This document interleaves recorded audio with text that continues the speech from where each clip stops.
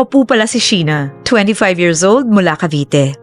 Simula po pagkabata ay academic achiever na ako. Consistent honor student po ako mula elementary at graduate na ng valedictorian nung high school. Simula pagkabata ay iisa na ang sinasabi sa akin ng mga tao na magiging successful daw ako sa buhay kasi nga matalino raw ako. Aaminin ko, yun din naman ang inaasahan ko dahil kahit nga sa pagpasok ng college ay consistent dean's lister din ang atin nyo. Sheena! Sheena! Bakit umising ka na dyan? Opo. Kanina pa tunog ng tunog to cellphone mo eh. Aga-aga eh. Sheena! Ito na po, babangon na.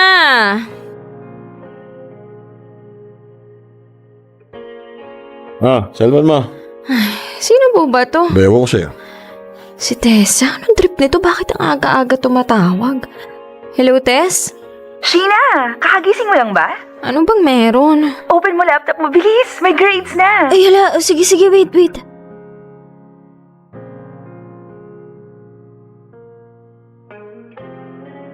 Kita mo na ba? Wait lang. Loading pa eh. Pag 1.25 GPA mo, te, magna ka na. Huwag mo nga akong pakabahin. Bilisan mo kasi! Ito na. OMG! Oh my gosh! Is this what I think it is? Sheena, ano ba yan? Magna cum laude ako!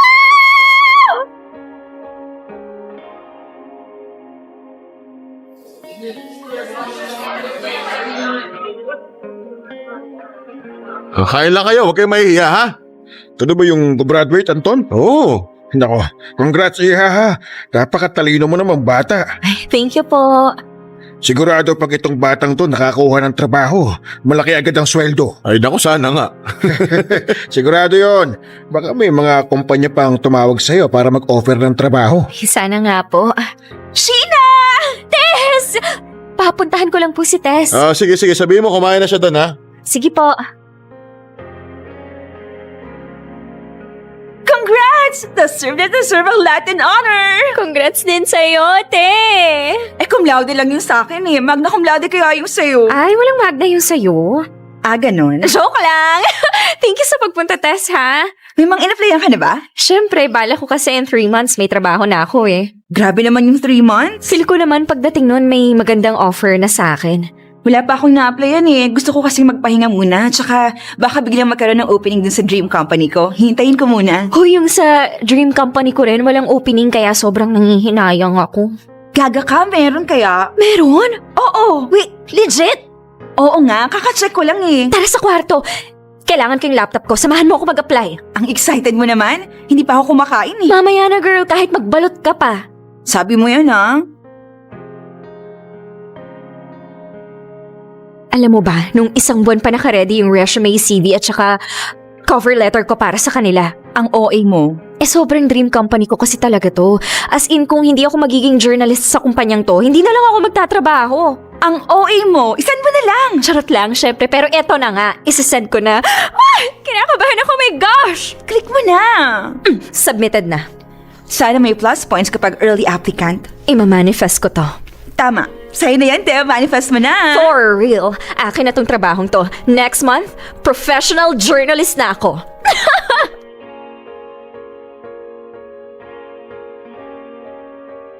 Simula high school ay pangarap ko na talagang maging journalist. Kasali ako noon sa school publication namin at every year nakakapasok kami sa Regional Schools Press Conference or RSPC. Bongga, di ba?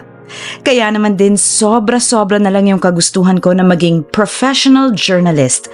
At halos lahat ng trabahong ina-applyan ko, sinigurado kong konektado sa career na yon.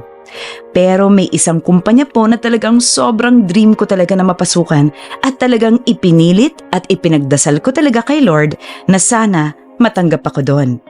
Ang kaso nga lang ay lumipas ang ilang buwan nang wala pa rin akong natatanggap na reply galing sa kanila. Nakakainip at nakaka-stress pala talagang maghanap ng trabaho bilang isang fresh grad.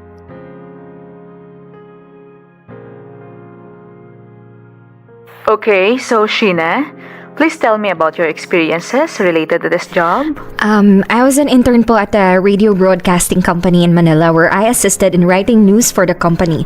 I also worked as a freelance video editor wherein I edited videos for social media pages of different local brands. Okay, that's good naman. In terms of copywriting for social media, meron ka bang experience on that? Yes po, I actually have an online shop. I sell crocheted products and I manage all the social media accounts of my shop. Okay, that's good. Sige. Lastly, what's your expected salary for this job? I expected a minimum of 25,000 po. Alright. Do you have any questions for me, Sheena? None, ma'am. Okay, sige. I guess that's end our interview today. So I'll be on touch with you na lang, okay? Okay po, thank you, ma'am. Okay, thank you. Kumusta? Ayoko dito pa. Feel ko i-ghost ko na lang tong company na to. Igogos? Ano yun? Hindi ko na-replyan.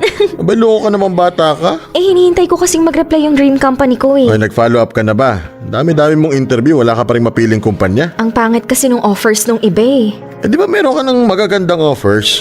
Kasi pa. Kasi nga ano? Matagal daw talaga mag-reply yung dream company ko. Ay, nako. Basta mag-apply ka pa rin sa iba. Baka mamaya hintay ka ng hintay dyan sa dream company na yan. Tapos hindi ka naman pala makukuha. Grabe ka naman pa. Siyempre dapat ipagdasal mo na matanggap ako doon. Abay, pinagdadasal ko naman. Ang sinasabi ko lang, dapat may iba ka pa rin pagpipilian. Meron naman po eh. Tsaka habang wala pa akong trabaho, magfo-focus muna ako doon sa shop ko. Ay siya, ikaw ang bahala.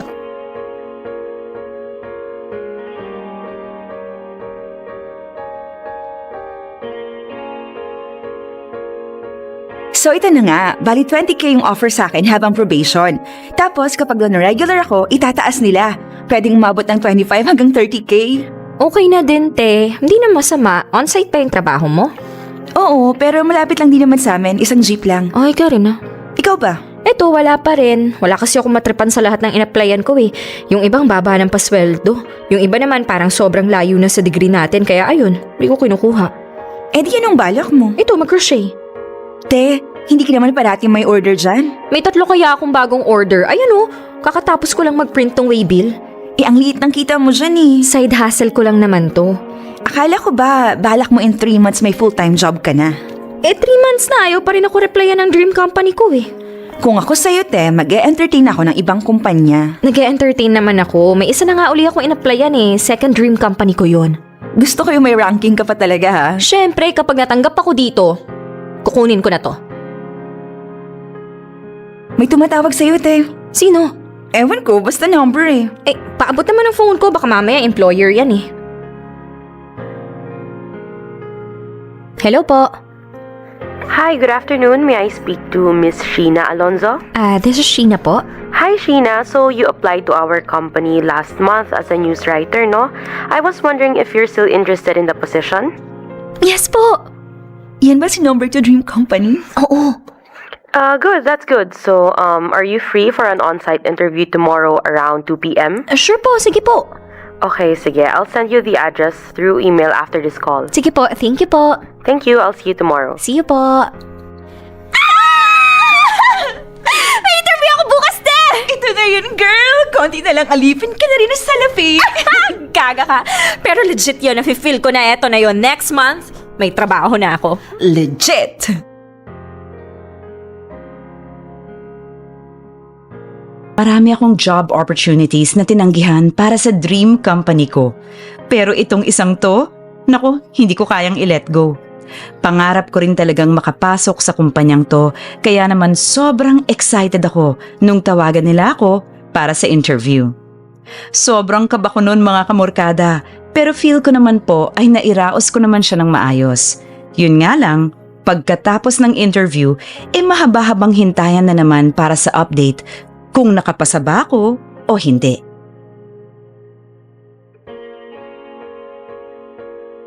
Ano raw ba sabi? Kukontakin na lang daw uli nila ako eh.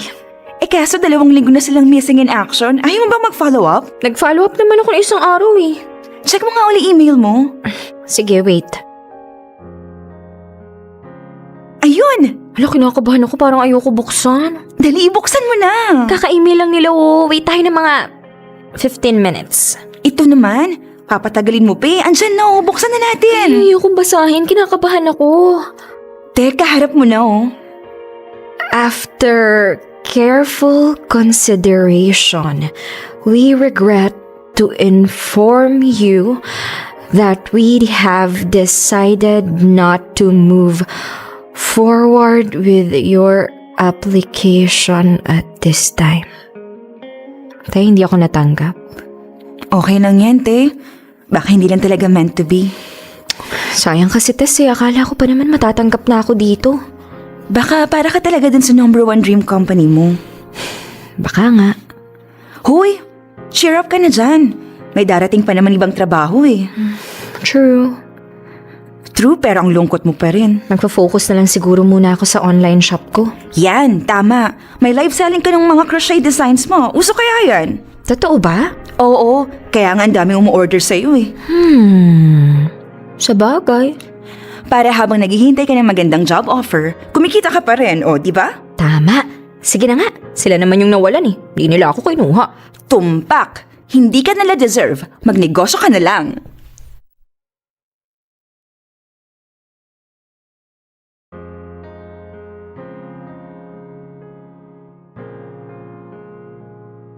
Sheena, may order ka na naman. Ay, hindi order yan pa. Pick up po yan ng mga order sa akin. Sige, bilisan mo at naghihintay si kuya sa labas. Pasabi po, wait lang. Ididikit ko lang tong huling waybill. Boss, wait lang may naayos lang daw. Ayan, okay na. Eto po kuya, thank you. Bakit parang apat lang yung pinipick up ngayon? Ang dami-dami mong ginagansilyo sa kwarto mo Ay, ibang order yun pa. First bulk order ko yun. Nag-down payment naman sa yung umorder. Hindi pa, bukas pa raw. O ilan pa bang pinapagawa niya? 200 pieces. 200? Maliit lang naman. Pang giveaway daw sa binyag eh. Medyo rush pa nga eh. Pero kapag nabayaran na ako dito, medyo malaki-laki din yung kikitain ko dito pa. Ay, ayan na. Ano yan? Pick up ulit? Order ko yan pa. Akin na po kuya. Order na naman? Opo, bumili ako ng mga bagong yarn kasi kinulang na ako. Ay naku, kahit kailan talaga ang gastos mo. Para naman sa negosyo ko to. Hoy, dahan-dahan ka dyan Baka masyadong malaki agad ang nilalabas mo pera, maliit pa naman yung kinikita mo. Ang nega naman itong si Papa. Sinasabi ko lang. Okay po.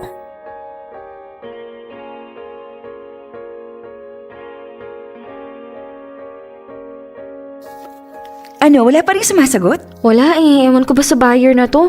Ang sabi bukas na yung binyag ng anak niya pero hindi pa rin kinukuha tong orders niya hanggang ngayon. Pero, di ba nag-down payment na siya? Oo, pero 1K lang yun eh. Sobrang kulang. 1K? Sobrang lugi ka naman dun. Kulang na kulang pa yun sa lahat na binili mong materyales. Kaya nga eh, wait lang, itatry ko ulit ah.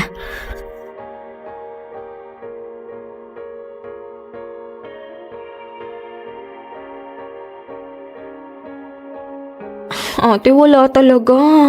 Ay, ayun, may text. Anong sabi? Hello po, ma'am. Hindi ko na po pala kukunin yung mga order ko. Sensya na po. Legit ba siya?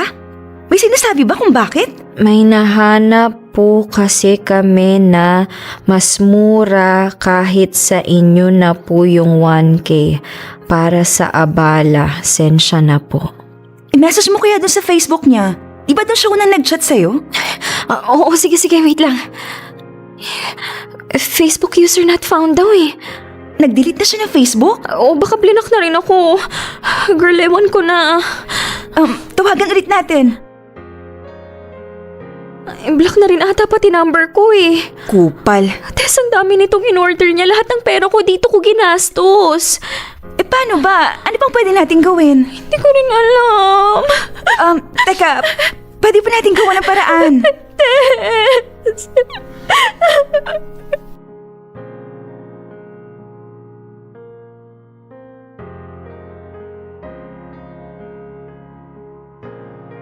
Wala na akong magawa kundi umiyak. Maghahain pa sana ako ng report pero pinigilan ako ni Papa dahil masalimuot ng mga proseso pa raw yun. Sobrang lala ng panghihinayang ko dahil sa nangyari. Isinara ko muna yung shop ko at halos 1 linggong nagkulong sa kwarto. Sa madaling salita, nawalan talaga ako ng gana sa lahat. Feel ko po kasi nagsunod-sunod yung mga kamalasan ko after graduation. Hindi na nga ako makahanap ng maayos na trabaho, na-scam pa ako sa negosyo ko.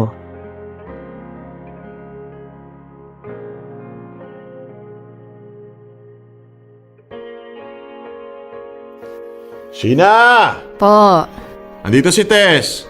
pasabi po next time na lang siya bumisita. Ay, nako. Pa, Tumayo ko nga dyan. ayoko nga po. Sige na, ito ang pera. Gumala ka kasama si Tess.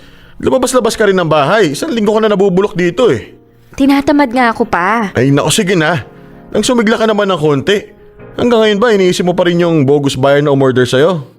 Opo. Ay, nako, tama na yan. Mababawi mo rin yun. Huwag mo na masyadong isipin. Tess! Po? Hilahin mo nga itong kaibigan mo. Magkape kayo dyan sa labas. Kulit naman. Wait lang, ito na. Magbibihis lang ako. Bilisan mo ah! Oo na!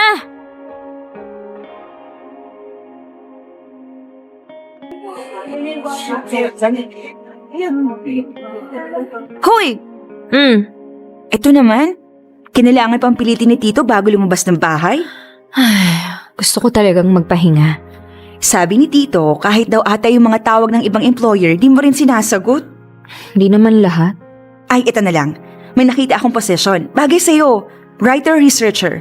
Okay din yung sahod. Isasend ko sa'yo yung link. Wag na. Gusto ko muna talagang magpahinga. Papagod na ako mag-apply. Sure ka? Maganda to, promise. Feel ko magugustuhan mo. Ayoko. Eh kung ganito na lang. I-live sell natin yung mga nagawa mong crochet para mabawi mo yung ginagastos mo. Ayoko. Natry ko na yun dati. Te-trigger lang yung anxiety ko. Try lang natin uli. Sasamahan kita. Ayoko nga. Last time kasi wala namang bumibili. 2 oras ata ako nagla-live tapos konti nang nanonood.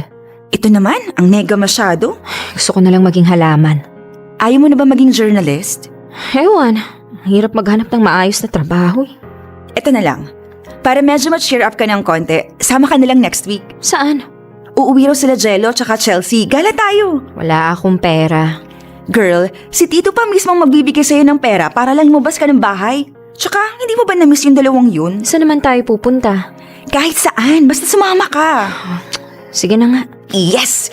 Dahil dyan, libre ko na yung kape mo para mas marami kang pera next week. Yes, thank you. Nag-reply na sila. Sino? Si Dream Company? Oo! Open mo na, bilis! Okay, wait lang. Please, sana good news. After careful consideration and deliberation, We have decided to move forward with another candidate for the position. Te, Uwi na tayo, Tess. huy, okay ka lang ba? Tagal ko kasing hinintay yung email nila eh. Ang dami kong tinanggihang trabaho kasi akala ko may chance ako sa company na to kaso mare-reject lang pala ako. Hindi mo naman kailangan magmadali eh. Marami pa namang job openings dyan. Eh, kasi pangarap ko talagang mapunta sa company na yun. Ay, bahala na, tara na, uwi na tayo. Sure ka ba? Mm-mm. Pag nagkaroon ng opening dun sa amin, sasabihin agad kita. Okay lang ako, wag mo na ako alalahanin. Sure ka? Kulit to. O sige na, tara na. Hayaan mo na yung dream company mo na yan. Kawalan nila na hindi ka nila kinuha. Correct. Buti na lang talaga napaka-supportive ng best friend ko. Sobrang harsh ko po talaga noon sa sarili ko at nung mga panahon na puro failures ko lang ang nakikita ko. Pero andun siya para ipaalala sa akin lahat ng na-achieve ko. Laking pasasalamat ko na lang po talaga na maayos ang support system ko kasi sa totoo lang, sobrang pinanghihinaan na ako ng loob. Pakiramdam ko kasi napapag-iwanan na ako ng mga tao sa paligid ko. Tagal naman itong mga to. Sheena! Ay, ano ba? Sorry, namiss kitang gulatin eh. Na-miss kita! Chelsea! Namiss din kita. Ang tagal nating hindi nakita. Ako hindi mo namiss. Wag ka na. Ganon. Joke lang. Oo, tama na yan. Mag-aaway pa eh. Tara na. Saan ba tayo? Pizza daw, sabi ni Jello. Libre mo, Jello? Oo, Legit? Legit yan, bagong sweldo yan eh. ikaw din naman ah. Eh, mas malaki yung sahod mo. Totoo, yung sahod ni Jello, halos doble ng sahod ko eh. Kaya nga ililibre ko na kayo, di ba? Okay, sige, tara na. Halika na. Actually, dapat na nilibre din yung mga magna cum laude. Eh, ako nga lang wala pang trabaho sa ating apat eh. Ha? Bakit? Mamaya na yan. Gugutom na ako eh. Tara na.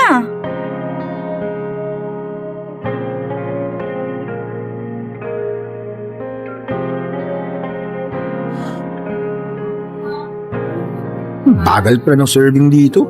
Sabi ko sa'yo, mas okay dun sa kabila eh. Sabi kasi ng mga katrabaho ko, masarap daw dito. Anak ng... Bakit? Wala lang. Nakakapanibago lang na marinig yung mga katrabaho ko. Parang last time lang kasi mga estudyante pa tayo. Kumusta naman ba mga trabaho nyo? Okay naman sa akin, mabait naman yung boss ko, at saka dapat lang naman kasi. Ang hirap ng trabaho ko tapos 25k lang yung sahod ko. Pero itataas naman nila yun, di ba? Oo raw, kapag na-regular. Ang hirap kasi talaga kapag content producer ka. Sa lahat ng trabaho, kulang na kulang yung 25k no? Ikaw, Jello, kumusta yung sa'yo? Hindi naman ganun kahirap yung sa akin eh. Ang kalaban ko lang talaga yung antok. Ano nga ulit yung work mo, Jello? Cybersecurity. Mataas naman yung sahod kaya nakaka-motivate magpuyat. Sana all. Yung sa akin, 20k lang starting ko eh. Pero itataas din naman nila pagkatapos ng probation. Buti nga kayo may sinasahod na eh. Ako stuck pa rin sa bahay. Scam pa ako dun sa negosyo ko. Te, oks lang yun. Hindi mo naman kailangan magmadaling maghanap ng trabaho. Lagpas kalahating taon na rin kasi ako walang trabaho eh. Okay lang yun, Shi. Makakahanap ka rin. Totoo! Ayun na order natin. Alam mo, para hindi ka na sad, ililibre na lang kita ng milkshake, Shi. Okay? Galante naman ang mga to.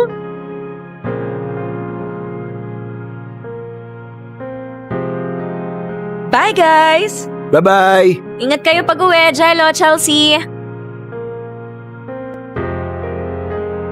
Okay ka lang, te? Ha? Parang malungkot ka kasi. Kanina ko pa napapansin. Wala. Nainggit lang ako sa inyo nila, Jello. Bakit naman? Kasi kayo, okay na yung mga trabaho nyo. Nakakatulong na kayo sa mga pamilya nyo. Nabibili nyo na yung mga gusto nyo, samantalang ako, eto, stuck pa rin dito sa bahay. Ang harsh mo naman sa sarili mo. Nakaka-pressure kasi makita na lahat ng tao sa paligid ko umuusad na sa buhay, samantalang ako, ito, andito pa rin. Magna cum laude nga ako, wala naman akong trabaho. Naloko pa ako sa shop ko. Te, ilang months ka pa lang namang walang trabaho. Grabe ka naman sa sarili mo. Feel ko kasi ang laki ng in-expect sa akin ng mga tao eh. Ang laki ng expectation sa akin ni Papa, pero eto, hanggang ngayon hindi makatulong sa mga gastusin sa bahay. Naiinis ako sa sarili ko kasi ang dami kong tinanggihang trabaho. Ngayon, ito ako stuck sa bahay, hindi umuusad. Te, kahit kailan ba pinagmadali ka ni Tito sa paghahanap ng trabaho? Hiningan ka ba niya ng pera? Sindermonan ka ba niya kasi hanggang ngayon hindi ka pa rin employed? Hindi. O yun naman pala eh.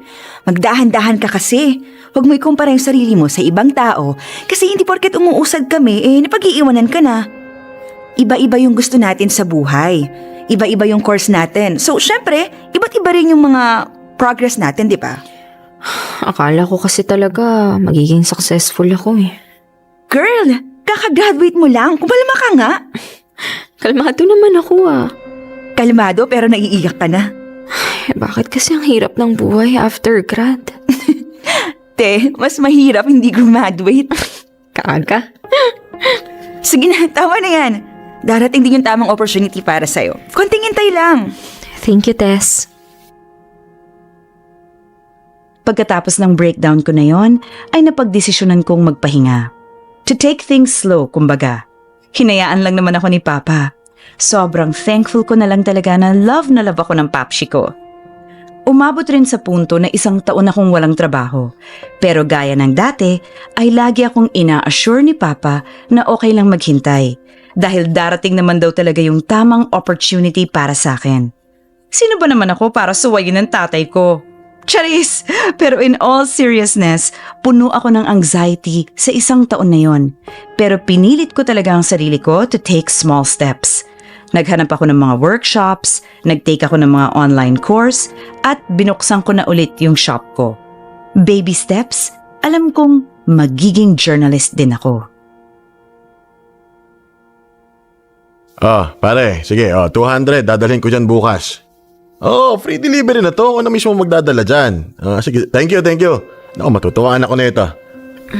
Ano po yun pa? Ay, yung kumpare ko kasi, magpapabinyag daw ng apo niya. Tinanong ko kung may pampag-giveaway ba siya. Wala pa raw. So, yung mga ginawa ko po yung in-offer nyo? Ayaw mo ba? Syempre gusto, kailan daw po nila kukunin? Ako na magdadala sa kanila. Malapit lang naman yun Para din mas mainganyo kasi free delivery pa. Grabe naman yung business-minded na yan. Aba, syempre. Kaysa naman nakatambak lang dyan yung mga ginanchilyo mo. Thank you, Papa. Ay sis, ang lambing pa. Hag lang eh. O ayan ha, nabenta ko na. O, huwag ka na parating malungkot. Yes po. At huwag ka rin masyadong mag-alala sa paghahanap ng trabaho. Hindi naman kita minamadali Masyado mong pinipressure yung sarili mo. Eh, kasi pa, lahat ng kaibigan. Tama na huwag mo nang ituloy. Ito naman si Papa. Wala akong pake kung ano nang narating ng mga kaibigan mo. Basta ikaw, alagaan mo yung sarili mo. Hindi yung lagi ka nagmamadali habulin yung mga kaibigan mo. Opo, hindi ko na po gagawin yun. Kagagawa mo lang Sorry na. Babalik na lang po ako uli sa kwarto ko. Magkukulong ka na naman doon. Magkukrush eh. May umorder po sa akin uli eh. Ano na namang trip nitong si Tessa? Hello? May sinend akong link sa'yo. Baka scam yan ah. Gaga, job post yun. O sige, check ko. Applyan mo Huy, parang bet. Okay din sahod, di ba? Fit na fit sa'yo yan, te. Applyan mo Opo. Ano yun? Nag-send po si Tessa ng job post, production assistant. Oh, ayan na yun. Apply lang na apply. Eto na nga po, mag-a-apply na. Paabot ng pouch, te, tsaka akin na yung waybill. Ito yung pouch te, wait lang yung waybill kasi nagpiprint pa. Itong 4 na bucket hat na to, iisang tao lang ang nag-order? Oo, yaman ni sis eh. Nakita ko yung IG niya. Itong vest. Ay, wag yan. Same day delivery yan. Mamaya ko pa ibubuk. Okay, parang ang daming orders sa shop mo ngayon 5 lang naman, pero oo, maraming na yon. Dati pa isa-isa ka lang Uy, may tumatawag sa'yo. Hala, yan yung HR dun sa inaplayan kong trabaho. Sagutin mo, bilis! Hello po? Hi, Sheena. This is Miss Kim again. Ay, hi po, Miss Kim. Firstly, I want to congratulate you kasi you got the job. Hala, thank you po, Miss Kim. Yes, and you're welcome. I'm calling to ask if you're amenable to come to the office tomorrow to discuss yung contract mo and yung mga pre-employment requirements mo. Yes po, free na free po. Sige, are you available around 11:30? Sure po, Miss. Sige po. Okay, I'll email you the details and I'll see you tomorrow. Okay po, thank you po, Miss. Thank you, and again, congratulations. Thank you po. Oh my gosh! Let's get that bread! Hoy, ano ba yan?